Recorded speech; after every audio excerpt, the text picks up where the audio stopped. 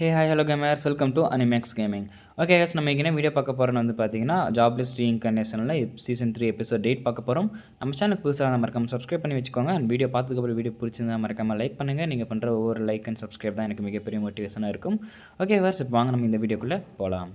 So எபிசோட ஸ்டார்டிங்லேயே போன எபிசோடில் சொன்ன மாதிரி இவங்க இப்போ வந்து பார்த்தீங்கன்னா அந்த ட்ராகன் காடை வந்து பார்த்தீங்கன்னா மீட் பண்ண போகலாம் அப்படின்ட்டு இருக்காங்க. ஸோ ஆர்ம்டு ட்ராகன் கிங் அவனோட பேர். ஸோ அவனை மீட் பண்ணுறதுக்காக தான் இந்த ஃபார்ட்டஸ்க்கு வந்திருக்காங்க. ஸோ இந்த ஃபார்ட்டஸ் ஆல்ரெடி இடிஞ்சு போய் விடிஞ்சு கலக்கு.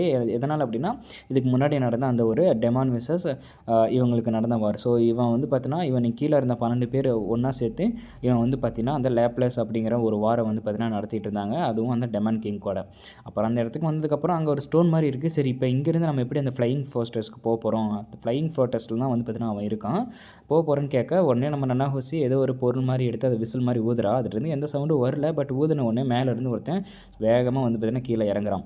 ஸோ இவன் கீழே இறங்கினது உடனே இவனை எங்கேயும் பார்த்த மாதிரி இருக்குன்னு நம்ம ரூடர்ஸ்க்கு தோணுது. வேறு எங்கேயும் இல்லை. போன சீசனில் வந்து பார்த்தீங்கன்னா நம்ம ரூடஸோட ஸ்பாட் கிங்கும் அவளும் வந்து பார்த்தீங்கன்னா இவனும் ஃபைட் பண்ணியிருப்பாங்க. ஸோ அவன் தான் இப்போ வந்திருக்கான்.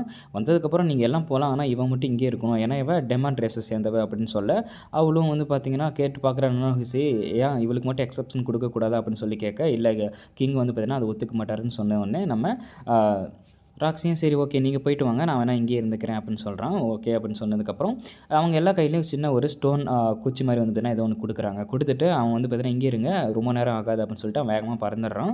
வேகமாக பறந்த அப்புறம் இங்கே இருந்த இவங்களும் வந்து பார்த்தீங்கன்னா டெலிபோர்ட் ஆக ஆரம்பிக்கிறாங்க. ஸோ இவங்க எல்லாருமே அந்த ஒரு ஃப்ளையிங் ஃபோர்ட்ரஸ்க்கு வந்து பார்த்தீங்கன்னா டேரெக்டாகவே டெலிபோர்ட் ஆகிடுறாங்க. ஸோ மேலே ஃப்ளையிங் ஃபோர்ட்ரஸ்க்கு போனதுக்கப்புறம் அவங்களுக்கு வந்து பார்த்தீங்கன்னா பார்க்குறதுக்கே ரொம்ப பயங்கரமாக இருக்குது. ஏன்னா அது ஃப்ளையிங் ஃபோர்ட்ரஸ் மேலே வந்து பார்த்தீங்கன்னா ஒரு சின்ன வில்லேஜ் மாதிரி இருக்குதுன்னு வச்சுக்கோங்களேன். ஜஸ்ட் ஒரு பேலஸ் மட்டும் கிடையாது, உள்ள ஒரு வில்லேஜே இருக்குது. ஸோ அந்த மாதிரி அதுக்கப்புறம் அவங்களை எஸ்கார்ட் பண்ணுறதுக்காக ஒருத்தவங்க வராங்க. ஸோ அவங்க வந்து பார்த்திங்கன்னா இவங்களுக்கு அந்த இடம் ரொம்ப பெருசு, அந்த பேலஸ் போகிறதுக்கு இந்த இடத்துல இருந்து. ஸோ நான் அவங்களுக்கு வழி கூப்பிட்டு போகிறேன் அப்படின்னு சொல்லிட்டு அவங்கள வந்து பார்த்திங்கன்னா எஸ்கார்ட் பண்ணுறதுக்காக ஒருத்தவங்க வராங்க.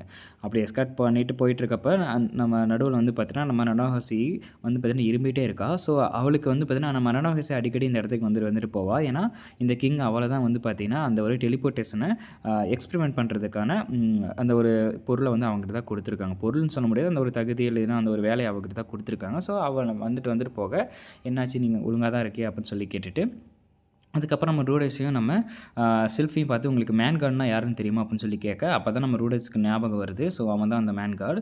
ஸோ ஞாபகம் வருது. பட் வந்து பார்த்தீங்கன்னா இல்லை எங்களுக்கு யாருன்னு தெரியாது அப்படின்னு சொல்லி முடிச்சதுக்கப்புறம் உடனே அவங்க ஓகே அந்த பேரை கேட்டால் உங்களுக்கு கோவலாம் எதுவும் வராதில்ல அப்படின்னு சொல்லி கேட்க, இல்லை அந்த மாதிரிலாம் எதுவுமே கிடையாது, எங்களுக்கு அவனை யாருன்னே தெரியாது அப்படின்னு சொல்லி முடிச்சிடுறாங்க. சரி அப்போ ப்ராப்ளம் இல்லை, வாங்க போகலாம் அப்படின்னு சொல்லிட்டு அவங்கள அந்த ஒரு பேலஸ்குள்ளே கூட்டிகிட்டு போகிறாங்க. ஸோ பேலஸ்குள்ளே போனோடனே அந்த இடத்துல வந்து பார்த்தீங்கன்னா நம்ம ட்ராகன் கிங் லார்டு வந்து பார்த்தீங்கன்னா உட்காந்துட்டு இருக்கான். அப்புறமா நம்ம நனாஹோசி வந்து பார்த்தீங்கன்னா பேச ஆரம்பிக்கிறான். ஸோ அவன் வந்து பார்த்தீங்கன்னா அவனை இன்ட்ரடியூஸ் பண்ணிக்கிறான். நான் தான் ஆர்ம்டு ட்ராகன் கிங் பெத்ரோஸ் அப்படிங்கிறான். அப்புறம் நனாஹோசி என்ன இவ்வளோ தூரம் வந்திருக்கேன், உன்னோட எக்ஸ்பெரிமெண்ட்டில் ஏதாவது இம்ப்ரூவ்மெண்ட் கிடைச்சதா அப்படின்னு சொல்ல உடனே நனாஹோசி ஆமாம் நான் அதனால தான் உங்களை பார்க்குறதுக்காக இவ்வளோ தூரம் வந்திருக்கேன் அப்படின்னு அவளும் வந்து பார்த்தீங்கன்னா சொல்கிறேன். சரி அதெல்லாம் இருக்கட்டும், என்ன இந்த தடவை ஏகப்பட்ட பேரை கூப்பிட்டு வந்திருக்க போல் அப்படின்னு வந்து பார்த்தீங்கன்னா சொல்ல, ஆமாம் இவங்க எல்லாருமே என்னோடய டெஸ்ட்டுக்கு வந்து பார்த்தீங்கன்னா உதவி செஞ்சுருக்காங்க. ஸோ அதனால தான் நான் இவங்களையும் இன்ட்ரடியூஸ் பண்ணி வைக்கலாம்னு சொல்லி உங்ககிட்ட கூப்பிட்டு வந்திருக்கேன் அப்படிங்கிற மாதிரி சொல்கிறான். அதுக்கப்புறம் அவன் கேட்குறான், ஆமாம் நீ யாருப்பா அப்படின்னு சொல்லி அந்த ஒரு பொண்ணை பற்றி கேட்க, அவள் வந்து அவளை இன்ட்ரடியூஸ் பண்ணிக்கிறான். நான் தான் அசுரா கிங்டமோட செகண்ட் பிரின்சஸ் ஏரியல் அப்படின்னு அவளை வந்து பார்த்தீங்கன்னா சொல்கிறேன். அதுக்கப்புறம் நம்ம ரூடஸை பார்க்குறான். ஆமாம் உன்னோட பேர் என்ன அப்படின்னு சொல்லி கேட்க, நான் தான் ரூடஸ் கிரேயாட் அப்படின்னு சொல்ல, நம்ம ட்ராகன் கிங்க்கு அவனை ஆல்ரெடி தெரிஞ்சிருக்கு போல். உன்னை டெலிபோர்ட் பண்ணுறதுக்கு நான் எவ்வளோ மானாவை வேஸ்ட் பண்ணேன்னு தெரியுமா, அது மட்டும் இல்லாமல் உன்னோட மானாவை பார்த்தாலே, அதாவது அவனோட மானாவை பார்த்தா லேப்லஸ் அந்த வார் தான் ஞாபகத்துக்கு வருது, அதனால் இந்த ஒரு கோட்டைக்குள்ளே நீ அந்த உன்னோட பவரை மட்டும் யூஸ் பண்ணிடாத அப்படின்னு சொல்லி கேட்டுட்ருக்கான். மற்றவங்களாம் வந்து பார்த்தீங்கன்னா நம்ம ரூடஸை ஒரு மாதிரி பார்க்குறாங்க, ஏன்னு தெரியல. அவங்ககிட்ட அவ்வளோ மானம் அதிகமாக இருக்கனாலையா இல்லை என்னன்னு தெரியல.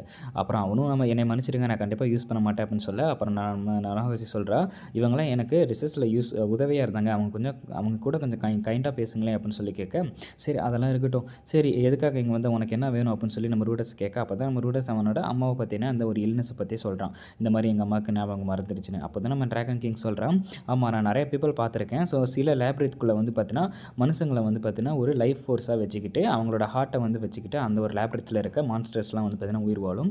அந்த மாதிரி இருந்தவங்களுக்கு வந்து பார்த்தீங்கன்னா கண்டிப்பாக மெமரி லாஸ் ஆக தான் செய்யும். ஸோ எனக்கு தெரிஞ்சு நான் ஒரு பொண்ணு அதிலேருந்து வெளியே வந்த ஒரு பொண்ணு எனக்கு தெரியும் அப்படின்னு சொல்லி நம்ம எலினியாஸை வந்து பார்த்தீங்கன்னா பார்க்குறா. நம்ம எலினியாஸ் பார்த்தோன்னே அப்போ தான் சொல்கிறான், 200 வருஷத்துக்கு முன்னாடி உன்னை நாங்கள் தானே காப்பாற்றி கொண்டு வந்தோம், நீ அவனு ஒன்றா தானே வந்திருக்கீங்க, என்ன நீ இந்த விஷயத்தை ரூடஸ் கிட்ட சொல்லலையா அப்படின்னு சொல்லி நம்ம ட்ராகன் கிங் கேட்க, அப்போ அவ சொல்றா, "என்னைய மன்னிச்சிடு டூடஸ். நான் உன்கிட்ட இத முன்னாடியே சொல்லியிருக்கணும். ஆனா, அத சொல்றதுக்கான தைரியம் என்கிட்ட இல்ல. என்னைய மன்னிச்சிடு" அப்படின்னு சொன்னதுக்கப்புறம் நம்ம ரூடஸும், "சரி அது அப்புறமா பேசிப்போம்" அப்படிங்கிற மாரி சொல்லிடுறான். ஸோ இப்படி ரூடஸ் சொன்னதுக்கப்புறம் எல்லாரும் அவங்கள வந்து பார்த்தீங்கன்னா, இன்ட்ரோடியூஸ் பண்ணிக்க ஆரம்பிக்கிறாங்க ஒவ்வொருத்தருங்க. ஸோ நம்ம ரூடஸ் கூட வந்திருக்க அந்த மத்தவங்கலாம். அவனும் ஓகே இங்க வந்தது ரொம்ப சந்தோஷம் அப்படின்னு சொல்லிட்டு மத்தவங்களலாம் வந்து பார்த்தீங்கன்னா அனுப்பி வச்சிடுறான்.